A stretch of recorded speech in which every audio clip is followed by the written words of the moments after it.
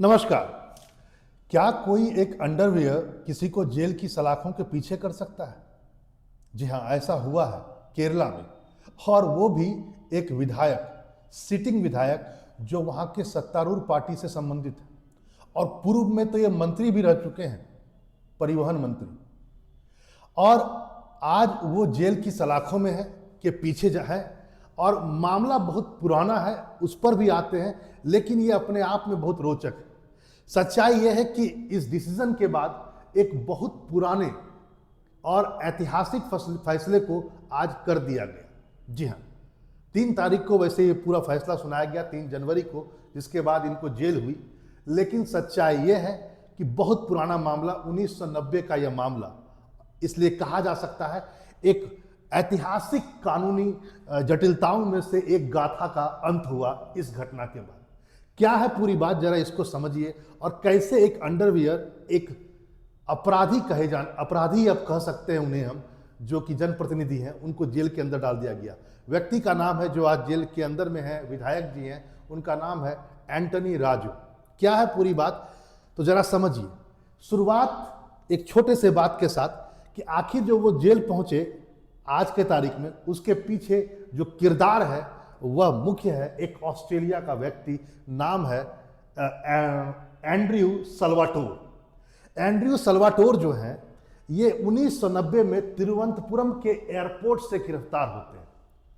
जब गिरफ्तार किए जाते हैं तो कुछ संदेह होगा, तभी गिरफ्तार किया गया था, और इनकी गिरफ्तारी के बाद इनको पूरा प्रॉपर ढंग से चेक किया गया। ये ब्लू रंग का एक अंडरवियर पहने हुए थे, और उस अंडरवियर में एक छोटा सा कुछ पॉकेट बना करके कुछ ड्रग्स को उसमें रखा गया था, और इसी में ये पकड़े गए थे। और इन्हीं से पूरा का पूरा जुड़ा हुआ है विधायक राजू की गिरफ्तारी। क्या है पूरा मामला, और आते हैं और चीज़ों को डिकोड करते हैं। बहुत दिलचस्प है, बने रहिएगा और जरूर अच्छे से सुन, ठीक है। लेकिन अब आते हैं पूरी बात को प्रॉपर ढंग से समझते हैं कि आखिर यह विधायक कैसे इस अंडरवियर के चक्कर में फंसा और कैसे वह जेल की सलाखों के पीछे आज पहुंच गया। तो शुरुआत होती है तिरुवनंतपुरम के एयरपोर्ट, जैसा कि मैंने आपसे कहा, और एक ऑस्ट्रेलिया का व्यक्ति है जिसका नाम है एंड्रयू सल्वाटोर, पूरा नाम है सेवेल्दी।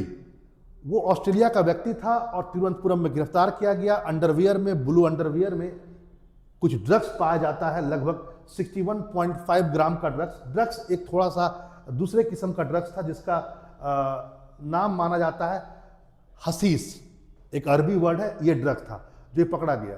अब हुआ क्या, जब ये पकड़ा गया तो उसके बाद सारी गवाही और सारे सबूत इसके अगेंस्ट थे, इस कारण से इसको जेल हुआ, लगभग 1 लाख रुपए का जुर्माना और 10 साल की जेल। अब यहां पर से बात शुरू होती है कि ये जो व्यक्ति गिरफ्तार हुआ इस और जेल में गया, तो आखिर इसकी तरफ से कौन वकील थे? जो भी इसकी तरफ से वकील थे, उसमें से एक वकील राजू साहब भी थे। अपनी जवानी के दौर की बात, अभी ये छोटे रहे होंगे और अभी तक इन्होंने कोई भी प्रकार का राजनीतिक जीवन शुरू नहीं किया था। ये शुरुआत में पेशे से वकील थे।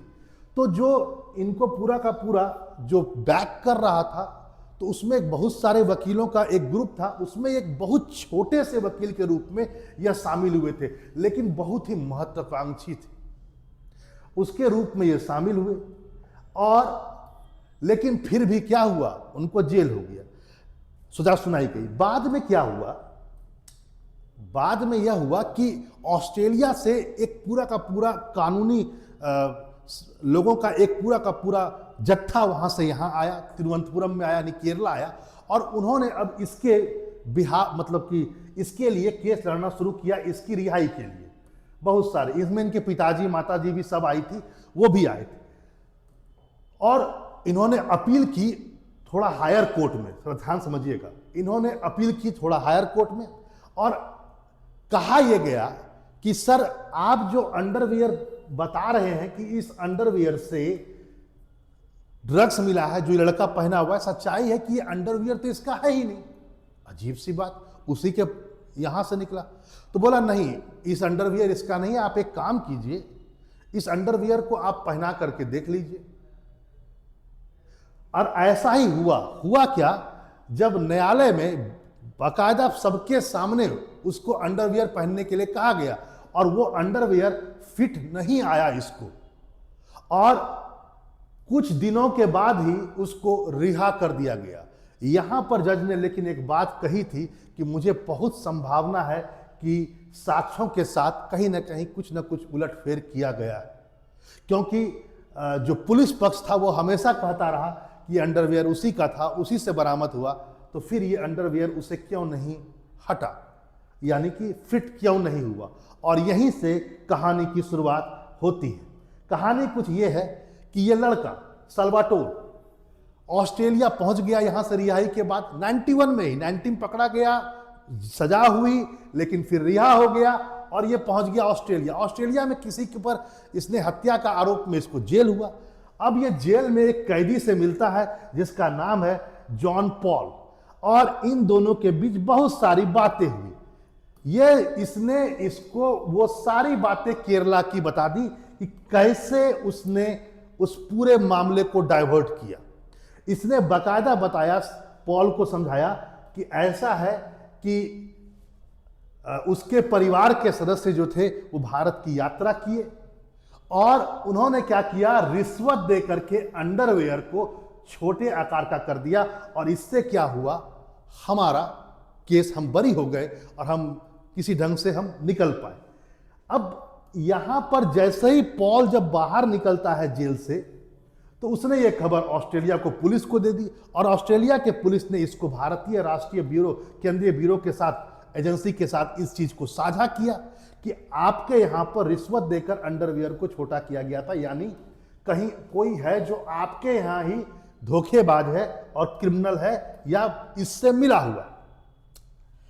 और जैसे ही एक बात भारत में आती है, इसके बाद जो ऑफिसर इससे जुड़े हुए थे, जिसने उस व्यक्ति को, ऑस्ट्रेलियन व्यक्ति को गिरफ्तार किया था, जिनका नाम है के जय मोहन, उनकी बात पुष्ट हो गई कि कुछ ना कुछ बात थी।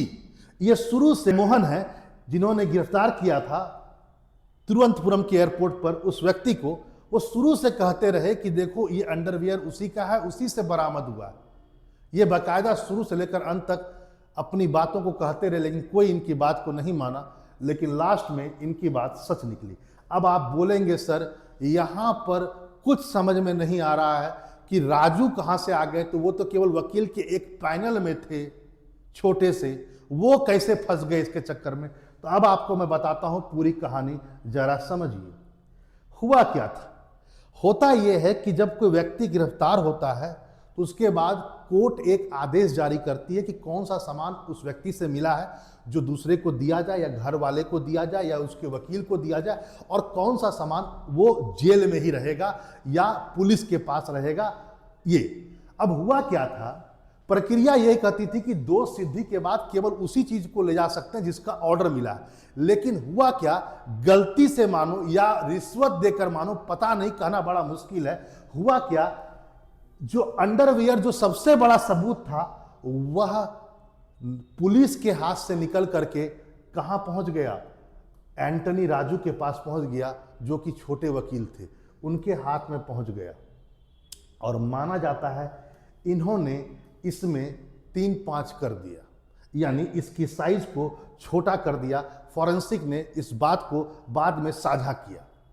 क्या साझा किया है वो तो बात की बात है। 1994 में राजू और जोश, AK जोश, जो माना जाता है अदालत के एक ये था, क्लर्क था, जिससे मिल करके राजू ने उस अंडरवियर को अपने हाथ तक पहुंचाया, अपने पास तक पहुंचाया और उसको छोटा किया।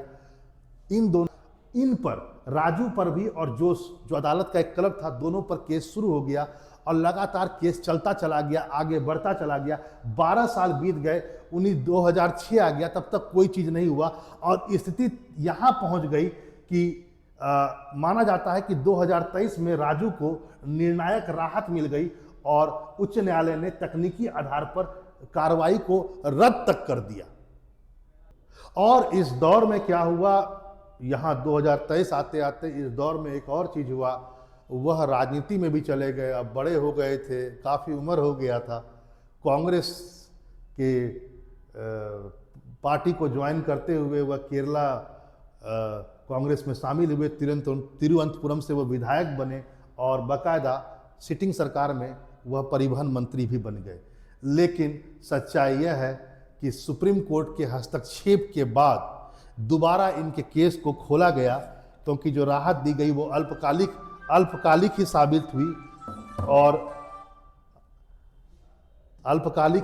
हुई और इनको दोबारा केस शुरू किया गया और पूरी 19 गवाहों को पार करने के बाद यह सिद्ध हुआ कि यही वो राजू हैं जो आज विधायक हैं। एक ज़माना पहले इन्होंने ही अदालत के क्लर्क के साथ मिलकर के वो सारा काम किया, साइज छोटा किया और अब वो आज जेल में हैं।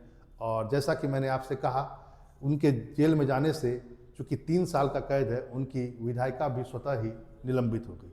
तो आपने इस बात को समझा कैसे पूरा नाटकीय यह कानूनी जटिलताओं को लिए हुए यह केस था, लेकिन अंत बहुत अच्छा रहा। चलिए फिर मिलते हैं ऐसे इन्फॉर्मेटिव वीडियो के साथ। नमस्कार।